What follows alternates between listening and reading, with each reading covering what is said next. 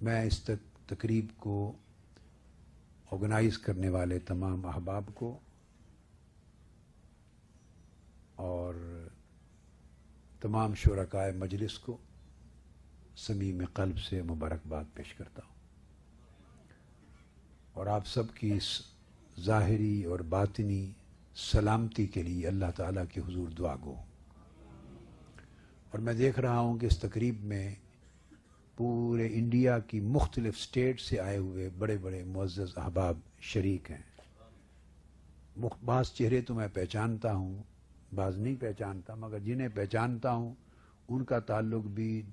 اطراف و اکناف سے پورے انڈیا کی مختلف اسٹیٹ سے ہے، جو آج کی تقریب میں دہلی میں شریک ہیں۔ مگر ایک چیز جو میرے لیے محظوظ ہونے کا میں باعث کہوں گا اور دلچسپی کا باعث بنی، وہ یہ کہ آرگنائزرز نے مجھے اس تقریب کی نوعیت کا ہرگز کوئی ذکر نہیں کیا۔ مجھے یہ بتایا گیا، اور جو چھپے ہوئے جو پروگرامز ہیں اس کے اوپر لکھ کے یہ دیا گیا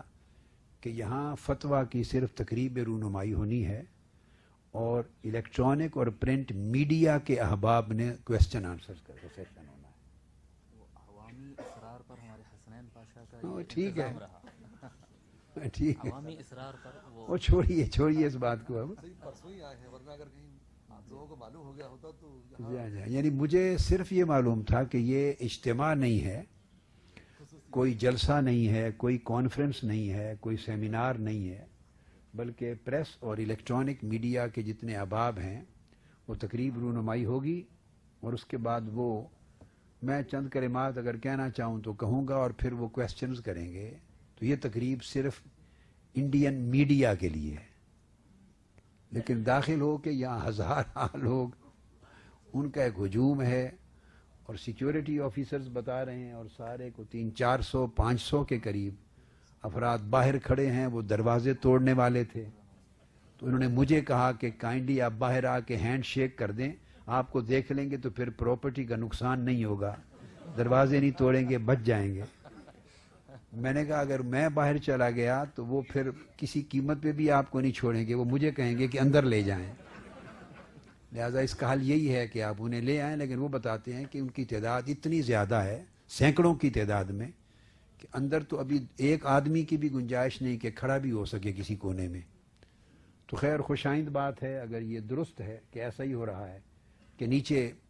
وہ اسکرین لگا کے پروجیکٹر کے ذریعے اگر ان کے لیے ارینجمنٹ ہو رہا ہے، تو اب چونکہ اس کی اطلاع آپ نے عام کر دی اور ہزاروں کی تعداد میں جب خواص و عوام پہنچ گئے تو پھر انہیں اکاموڈیٹ بھی کرنا چاہیے، اور ان کے لیے پروجیکٹر اسکرین کی سہولت بھی فراہم کرنی چاہیے۔ ہو گیا ہے، اسکرین پہ اب جا رہا ہے نیچے لگ چکی ہیں، ابھی آفیشیلی اطلاع آ گئی جی،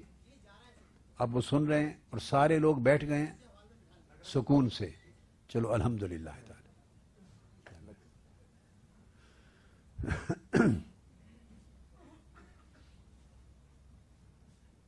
اب میرے ذہن میں یہ تھا کہ یہ چونکہ انڈین میڈیا کا صرف سیشن ہے تو میرا خیال تھا کہ انگلش میں ان کے ساتھ گفتگو ہوگی، تو میں اپنے فتویٰ کا انگلش ورژن ہی ساتھ لایا۔ لیکن ابھی میں نے جو سارا دیکھا، مجھے ان میں سب نے کہا کہ نہیں، اب سامعین چاہیں گے کہ دہلی کے لوگ ہیں تو اردو میں گفتگو ہونی چاہیے۔ تو ہماری بہن سعدیہ دہلوی صاحب نے خود تو انگلش میں نبھا لیا کام، اب مجھے کہتی ہیں اردو میں ہو۔ خود انگلش رائٹر ہیں، کتاب Sufism per the heart of Islam English میں لکھی ہے، خود انگلش میں کر لیا، مجھے کہتی ہیں اردو میں ہو۔ اب میں بالکل ڈیفرنٹ مائنڈ سیٹ کے ساتھ آیا تھا، میرے ذہن میں تو کوئی خیال ہی نہیں تھا کہ یہ کوئی اجتماع ہے یا کوئی خطاب ہوگا۔ اب چونکہ تقریب بنیادی طور پہ اس فتویٰ آن ٹیررزم پر ہے تو میں اسی سبجیکٹ کے حوالے سے چند ضروری چیزیں آپ کے گوش گزار کرتا ہوں، اور حضور نبی اکرم صلی اللہ تعالیٰ علیہ وآلہ وسلم کا پھر ان کی ذات اقدس کا حوالہ بھی اسی گفتگو کے ساتھ میں کوشش کروں گا کہ آ جائے۔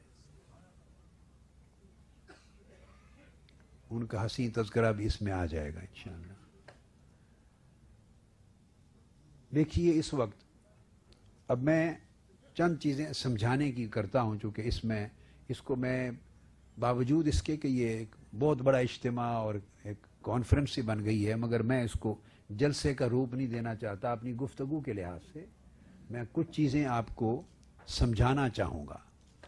اور وہ انڈیا کی سرزمین پر مسلمانوں کے لیے بھی اور نان مسلم کمیونٹیز کے لیے بھی میرا ایک میسج ہوگا، جو پورے عالم انسانیت کے لیے میسج ہوگا. اس وقت سب سے بڑی تہمت اسلام پر بدقسمتی سے جو بعض لوگوں کی نادانی اور ان کی غلط روش کی وجہ سے لگا دی گئی ہے امت مسلمہ پر یا اسلام کی تعلیمات پر، وہ انتہا پسندی اور دہشت گردی کی.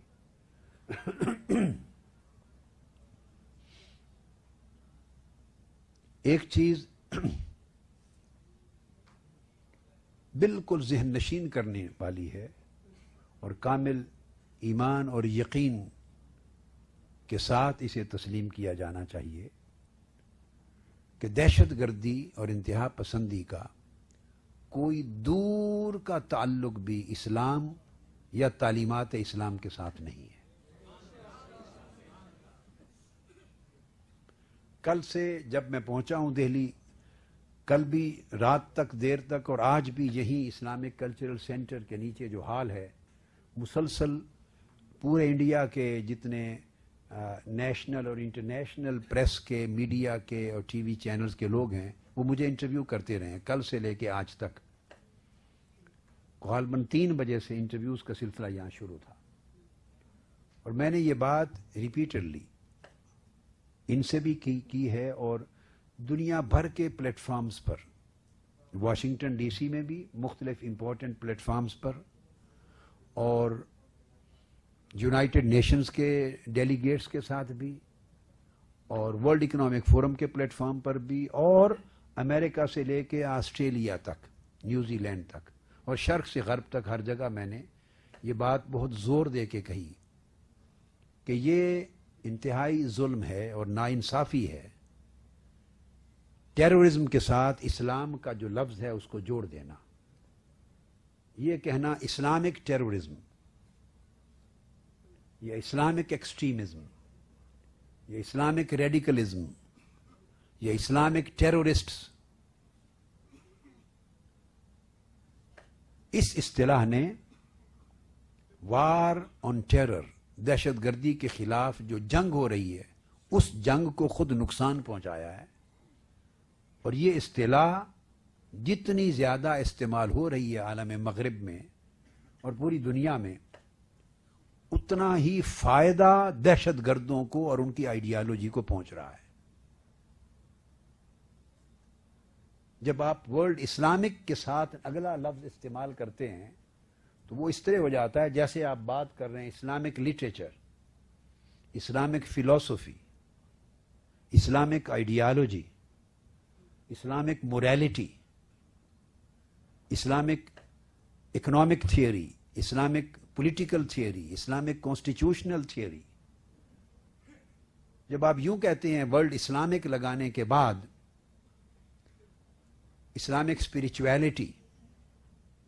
تو اس کا مطلب یہ لیا جاتا ہے کہ یہ اگلا سبجیکٹ اسلام کی تعلیمات کا ایک حصہ ہے. اس سبجیکٹ کو ایک ریفرنس، اوتھینٹسٹی اور ریلائبلٹی مل جاتی ہے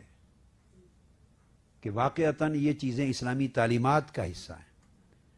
اسی طرح ٹیرورزم، دہشت گردی، جب اس کے ساتھ لفظ اسلامک یوز کرتی ہے دنیا، تو اس کا مطلب ہے آپ یہ میسج دینا چاہتے ہیں ان کو کہ یہ ایکٹ ایکچولی اسلامک ہے. اور وہ جن نوجوانوں کو، کم تعلیم یافتہ، ناسمجھ، کم عمر نوجوانوں کو